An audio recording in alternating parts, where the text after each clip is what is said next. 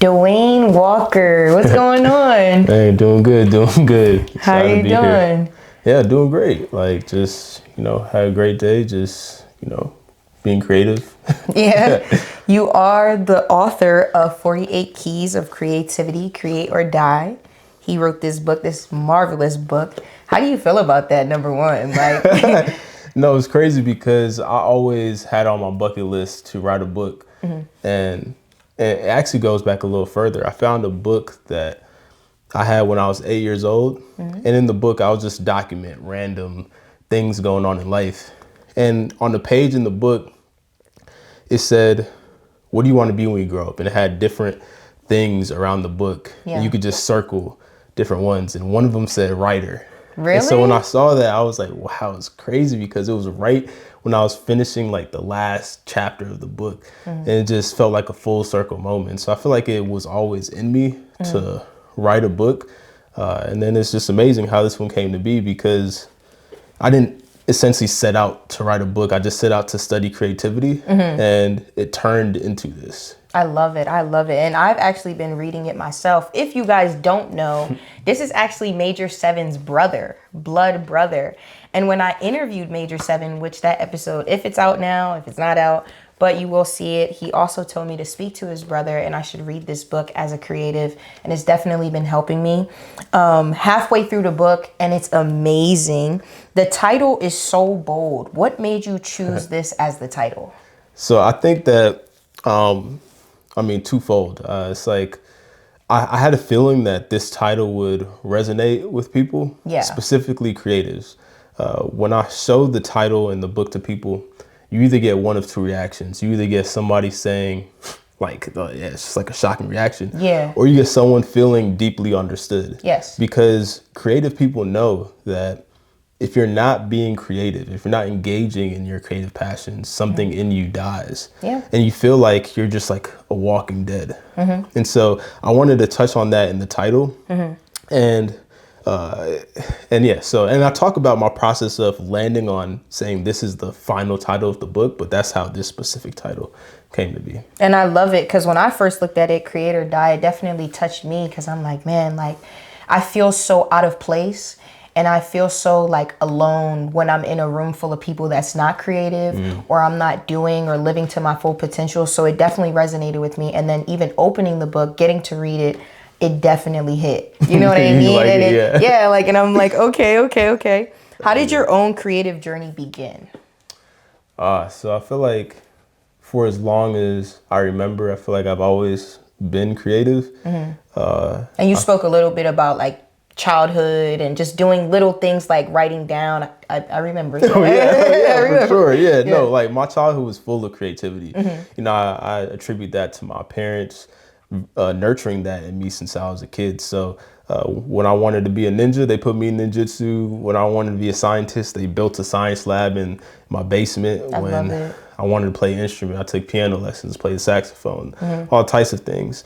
But I landed on art when I was actually going through a troubling time in my life. It was when my dad got sick. I was probably like 8 or 9 years old or something like that. And to process those emotions is a lot for a kid. Yeah. And so what I did was I turned to art to process those emotions and kind of like understand myself a bit. And so that's kind of like the first moment I realized the therapeutic benefits of creativity. Yeah. And I kind of leaned into that. It went from therapeutic aspect to realizing that I could leverage this in other aspects to win art competitions, and other aspects in business, and then other aspects when I realized that art wasn't just pen to paper or paint to canvas. It's in everything. It's in this video, it's in this podcast. Very much so. I see it bleeding through you. I see it bleeding inside of a lot of things. And so when I realized that, creativity is just more. And so my understanding of that just grew over time. And I love it. And just for you guys to know, these paintings behind us, he actually painted them, and which is amazing. And I love to see it. Like, you have your art all over. even just being welcomed into your home, you know, sitting down with your brother first and going in the studio to come down here and just see what you do, like what you guys do on a day-to-day basis. Then I find out your dad is a chef. I'm like, yo, the creativity has always been in you guys' blood. Like, you know, just to relate to you a little bit, you know, I started doing photography when I was 14. And photography led me into so many other journeys. You know, now I'm able to film this by myself, like, you know what I mean? And do certain things. So just starting off in one creative path doesn't mean that's where you're going to end. You know, who knew just from you painting, you were ever going to write a book? You get what I'm saying? So back to the book, out of the 48 keys, is there one that changed your life the most?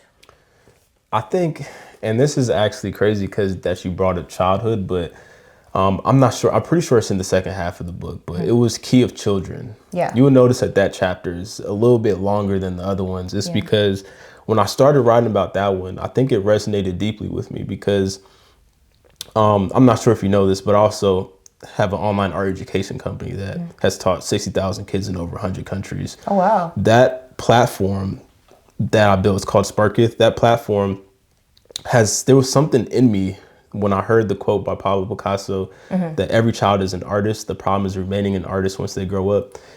It made me realize that, you know, every kid is pretty much creative. Like if you ask any room of kids, are you an artist? All of them are going to raise their hand versus a room of adults, barely anybody. And so I realized that we have to nurture creativity in kids as they get older. Like I always knew that. And so that's why I started that business. But when I started studying creativity and how it relates to children, I started noticing that one of the immediate hacks that we can have to not just tap into our creativity, but discover our passion is to think back to our childhood and say, like, in what ways, what was played to us? You know, you like, feel it, right? The movies, the music that's around us, everything, like it influences us. And that's why they always say, be careful what you expose children to. Exactly. 100%. Because they just soak everything in. Like, and then over time, they just get set in stone as to the things that they were exposed to. And so I feel like that's probably one of the most powerful ones. Like I think whenever someone tells me that they're lost or trying to find their passion, the first question I ask is like, what did you like when you were a kid? Like what did you do for fun? You know, when was the last time you played? I love that. I love that. You always relate it back to childhood because that's where the journey began, you know, from birth, literally. Like everybody has a distinct and individual purpose. And of course, me being a child of God, like I definitely believe like God put a single thing in every single person. You just have to seek it out and you have to live your course. I've been saying that to a lot of my peers, like lately having conversations. I'm like, yo, just let your course go. Like let it flow. You know what I mean? Allow opportunities, you know, and now just connecting with different people and being in this space in life, I'm learning so much. Things that you ever heard that saying, like, what a child learns at home is what they take into the streets. You get what I'm saying? And how you carry yourself. Like you want to learn these things at home where you're supposed to be nurtured. You know what I mean? So as a child growing up, you got to understand that this is the journey. There's no destination. You just going. Like it's just the journey. You just have to choose your path. You know, that's where we have choices. So like it's amazing that was your favorite chapter because that just that's awesome. So what would you say is the path that you're on right now? So tell me a little bit about the creative process behind coming up with this show. Okay, so Afro Odyssey, I love that you asked that. Fire. Okay. I'm curious. No. So Afro Odyssey was just I just love music, bro. I love music. Like I love music. I love art, you know? And even just the other day, someone funny enough told me, yo, you still care about the art. And it's not about art no more, it's about business. And I corrected them. I'm like, yo, if I didn't care about the art, Afro Odyssey wouldn't be a thing. Music is just like something I've always been passionate about. And growing up around like my mom and my dad, she would always play Celine Dion, Lucky Dube, you know, little things like that. So I was in Arkansas last year for the whole summer, you know, trying to figure out life. You know, I'm away from the world right now. And then I was like, yo, I want to start a business. I just don't know what to do. And I remember making a post the year before when I felt lost in my creativity. I've always done photography. It's always kept me like grounded in a way. But I felt lost in my creativity and I posted this thing on my story and I was like, hey, if I got paid for the music that I listen to, I'd be a millionaire. And I saved, and I actually added it to my highlights, bro. And then the next year when I started Afro Odyssey, I'm talking about when you're truly on your path, every little thing in the way will try to distract you. And I knew it was the right thing for me because I would feel joy within it. Like, it's the one thing that I can actually go back to. It's like my child, So like, that's what really inspired it, just the love and the passion for music. Like, when you see me listening to music, I'm in a whole nother world. Yeah. And then it started turning into business, and I was like, oh, wow, like, this is a lot. Like, I gotta get equipment. I gotta do this. I gotta talk to you. I gotta make sure. I gotta just, but yeah, that's what inspired Afro Odyssey. And then also the biggest key point that I forgot, I'm African. Grew up on Afro beats, and Afro beats is such a big thing right now. Yeah. And you already know, you're Jamaican. So the crossing paths and bringing that sound to America and people finally understanding who we are, we got to take advantage of it, man. Like, 100%. You see what your brother is doing right now. Like, seriously, you know what I mean? And big ups to him for dropping that record with Burna. Oh, you yeah, heard it, right? yeah, for sure. Like, that's crazy. Dropped, like, not too long ago, Yes, how do you feel about that record, actually? I feel like it's beautiful. Like, really? it's cool to see just the blend of it all, and just, it's like most people just hear the song and that's it. Yeah. Like, I do get the blessing to like see the whole creative process behind the scenes. Yeah. Like, he's a real creative genius. Even when writing the book, I'll go in there and talk to him. I'll finish writing a chapter, and then I'll go in there and talk to him, and we'll just have a normal conversation. And the little things that he's saying, I'm just like, man, like, it took me weeks to research some of the things that you're saying, the nuggets of what you're saying. Yeah. And so it's like, I see the creative genius in him. I feel like in a lot of ways, he has inspired me to be interested in creativity from when I was a kid. It's like, you always look up to your older brother. Yeah. And so it's like, he's always been creative. I've always been creative. And so seeing him get to the point where he's able to take an idea in his head, a vision, and say like, yeah, like, I see Burna Boy on this. Like, I see, a crossover and reggae, and and for him to piece it all together and for it to come to life in that way is beautiful. And you, like, being able as a creative also, your mind, being able to look past the now is a very, very important thing. And I know you know that because you start off with blank canvases and turn it to art. You get what I'm saying? Yeah. And that's how it is with photography. We go out and we capture these moments, but at the end of the day, we got to create something when we're editing and we're putting the final touch together, because this is a memory that you're going to hold forever and ever. You get what I'm saying? Yeah. Has there ever been a point in your creative journey where you felt like, I wouldn't say giving up, but this may not be my thing, you know? Yeah, no, 100%. I think that the biggest moment that I had that was when I graduated high school. Okay. I think that everybody thought I was going to go to art school, and I got caught up in the mindset of, man, like, there is, like, the odds of you being a successful living artist are so low that even though, I've accomplished, what I accomplished up until that point, and everybody is pushing me to go to these art schools. I got a scholarship to art schools. I was just like, I just feel like that's not the smartest path to take in life.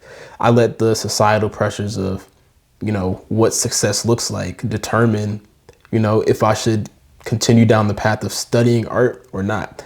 It turned out to be a good decision, though, in terms of that's what kind of expanded my mind to show me that creativity was beyond canvases and instruments and food, and in the world of business and entrepreneurship, and how in the world runs off of creativity. Movements are built off of creativity. The world changes based off of creativity. Yeah.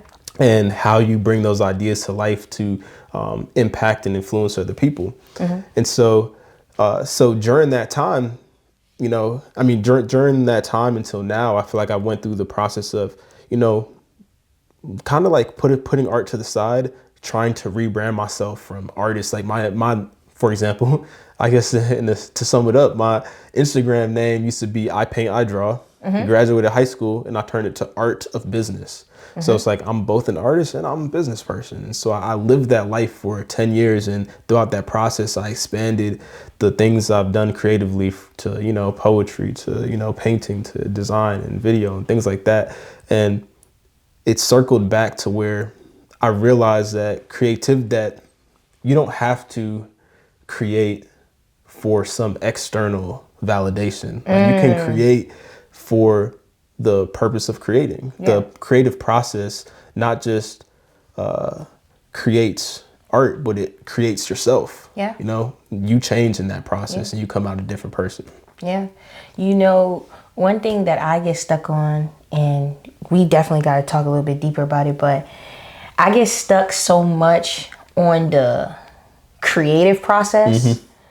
When I get the final product, I'm like, I gotta do more to put it out. You know what I mean? Yeah. Like I'm like, I wouldn't call myself a perfectionist because I like to remind myself little key points, like within my head, my personal self, like, I'm like, hey, you know what? This isn't for you. This is for the audience. Give to them. Do you get what I'm saying? Because another will come and give to them. And then you'll still be sitting back like, hey, okay, damn, should this be the cover of the book? Whereas as creatives, we're so indecisive. 100%. We truly, truly are. We're indecisive. We judge ourselves. And even within like just having faith and knowing like, hey, this is good. This is what God put in you. This is the showcase of it. Put it out. I still have those doubting moments like, is this good enough? Maybe it needs to be mixed again. Maybe the song needs to be mastered again. You know, maybe I need to touch up the color on this video. You know, so for a while I stopped posting on my photography page because I was so insecure about my work. I'm like, but then I see I'm getting clients and then I'm like, these aren't the clients that I want to have though. It's always something we're looking for, seeking, instead of just seeking self, knowing that we're good enough to write, to do poetry, to draw and paint. You know what I mean? I never went to college. I was supposed to, you know, applied to SCAD, did some stuff, got in, right? And then I just didn't go because I've never felt like, first of all, I never felt we need a school, right? To me, college at least. But I felt, I don't know what I'm going to do. And that's where I'm like, yo, this book really hits me. I don't know what I'm going to do. I don't even know where I'm going. I'm just on this course. But I know I'm gonna literally run into it. Yeah, you know, 100%. So that's how I always feel. And I'm like, that's really amazing because I wouldn't have wanted you to give up because then I wouldn't be sitting here with you talking about this book. You know what I mean? Yeah, and for sure. And I feel like the way you should look at it is your future self is gonna thank you for continuing down the path that you're on. Like Mark Twain once said, I will never let my schooling interfere with my education. It's like, you're a lifelong learner. As long as you're a lifelong learner and you don't let, you know, the school system determine like, am I going to keep growing as a person? Am I going to keep exploring? Am I going to keep being curious? Am I going to be relentless? Like, I feel like you just got to keep going. I feel like the fact that you felt like you didn't put your best out there and people are still reaching out to be clients, even if they're not the clients that you're looking for, I feel like that's a signal that you're going down the right path. You're putting yourself out there and people are actually receiving it well. I feel like a lot of people do kind of, especially creatives, they get trapped in like a perfectionism trap. I will say that I don't see that in you. I don't see perfectionism in you. I do feel like you do give, like, you know, we're here, like you didn't try to like be like super, it's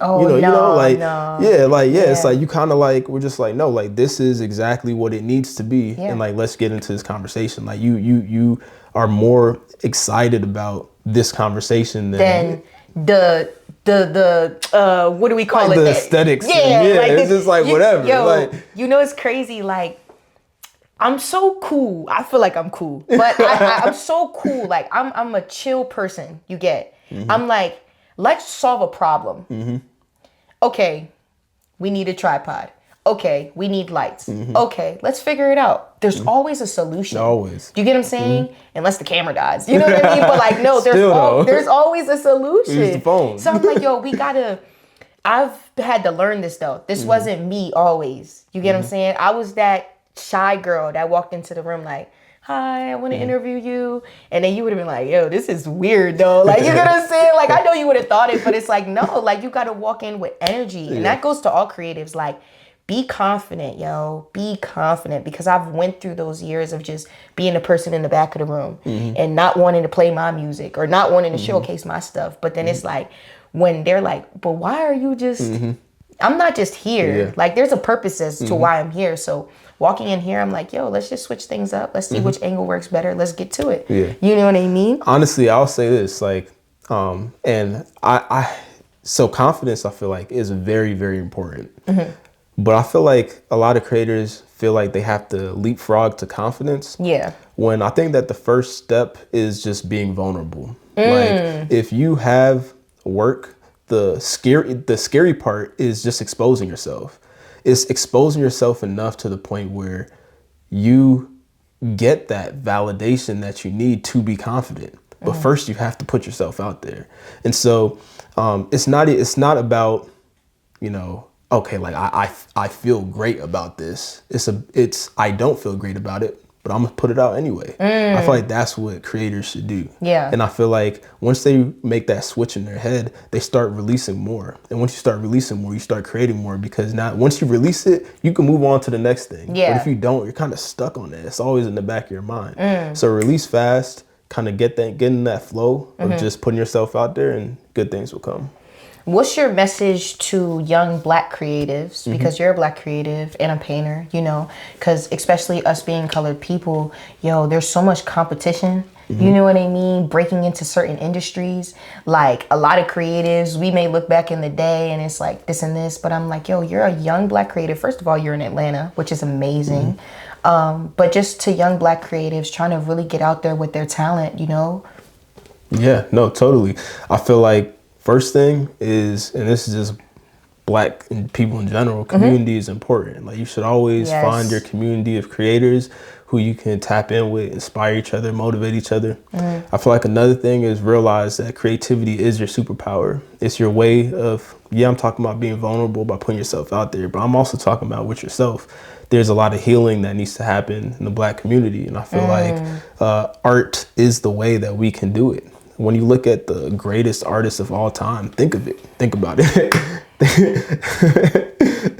about the greatest artists of all time.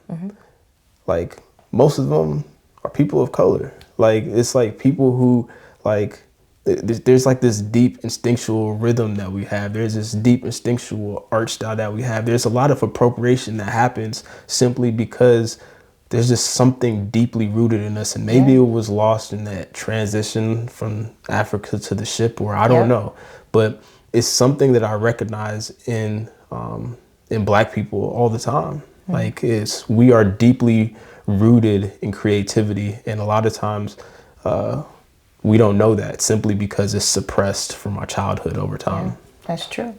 That's true. If you could only leave the world with one of the 48 keys, which one would you choose? See, the thing is, I want to say the last one. Okay. but it's like, it's almost like one of those, it's like you ruin the book if you say the last one. But it really is the last one, because the last key was less of something that I researched and more of my final thought on creativity. Just tell him the last one. Tell him the last one. Okay. Come on. We got to clip it. What's the last one? Tell him the last one. All right. So there's Maslow's hierarchy of needs. And essentially, like, once you, I don't know, do you know what that is? So essentially, it's like a pyramid of needs that all humans need. So you have your basic needs, and once you have those fulfilled, then you kind of move up the chart, and you could have the freedom to engage in these other needs, and then keep engaging until you reach something called self-actualization. That's what everybody deep down are trying to achieve. We're trying to achieve this freedom where we feel alive, we feel safe, we feel connected. And I think that there's a lot of theories on how to achieve that. And usually people feel like they have to climb the ranks, but research has shown, and also from writing this book, and a lot of people, after they read the book, they kind of see my thought process that led to this. But creativity is the path to achieving self-actualization. When you're creating, I'm sure that you feel this, when you're in that zone, when you're in that flow state, it's like something about it, you just feel present, you feel alive. It is nothing that really compares to that moment. And I made a video today that was about our language that we use as artists and creators, and we could hear it in our language. Like we talk about the flow state, we talk about, you know, like it spoke to me, like we say things like I brought my ideas to life, or I'm tapping, and it's all in our language that we're doing something. It's like I don't want to call it like spiritual, like, you know, some people, you know, they talk about, you know, the creator, and then it's like you're creating as well, but it's like it, regardless of what it is, there is definitely some sort of sacred reverence that happens where you lose yourself and your ego goes away, and for a moment, like something is channeling through you, and in that moment you're like, wow, like I'm deeply connected to something beyond me. Wow, that's dope, man. And even the way you just said it, slowed it down, made sure people understood. I love that, because you can tell like that was one of your creative moments. You had to really think and be like, okay, if I could leave one key. So if you read the book, you gotta get to the end now. You know what I mean? You have to get to the end, because and you will really understand it once you get there. Exactly, because guess what? Reading through the book is the journey as well, you know, understanding his creative process, and then also taking things and insights just for yourself, you know? What's next for you though? What's next? What you doing right now? So right now, I mean, I think it's three things that I think are my primary focus.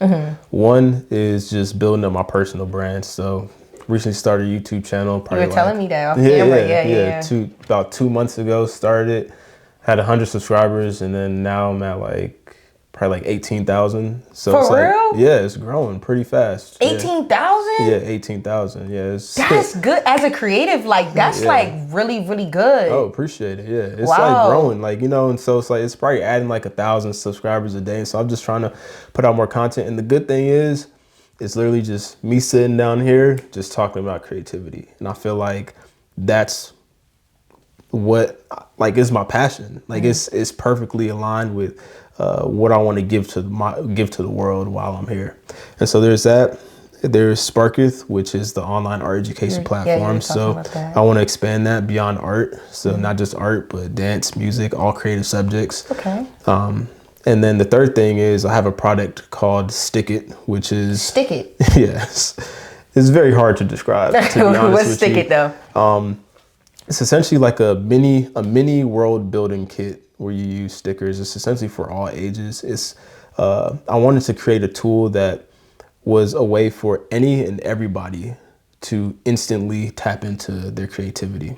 And so it looks like a toy. I mean, it is a toy. Like you know, a kid will consider it play, adults will consider it like a mindful activity. But once you start doing it, you start telling these stories in your head, and I'll gift you one off camera. You got one here? Yeah. Okay, appreciate you. I got you. And so it's like you start crafting these stories in your head, and then you get lost in your imagination. And by the time you think that 5 minutes passed by, it's really been 2 hours. And the only other time people usually experience that is when they're creating art or creating music, or, you know, so it's like a real quick, I call it mindful creativity. It's like a real quick I like that. Hack. Mindful creativity. No, I like that for real. And definitely, like, I definitely need one, because I always need to be in my creative headspace. You know, we got to step out sometimes and be back in real life. Yeah. But when we are in this headspace as creators, and we are in this realm, it is like we're on a high that we can never come down from. We're on a path that we can never just turn around and turn back, you know? So definitely. And you're just doing Stick It. You wrote a book and you got your the thing for the kids. Yeah. Yes, I love it. I love it. I love it. And I'm so happy. I'm so happy you came on Afro Odyssey. No, appreciate it. It's not always, what I want people to start understanding is, it's not always about music. There's so many people behind these records y'all listen to. People like you. There's an artist that may have read this book and created something or made a song, you know. It's so many people behind this. So like, reaching out and tapping in with different people, you know what I mean? And we definitely have to talk about that, because I know you probably people that wrote books on books and, you know, some stuff. But yeah, I definitely appreciate you for coming on Afro Odyssey. Sure. And you got to keep following the platform. Oh yeah, I will, of course. Yeah, thank and keep going. Thank you. I'm looking forward to the growth. Like I see the vision. For real? You like it, huh? Yeah, I love it. Yeah. Okay, yeah. thank you. Thank you, Dwayne.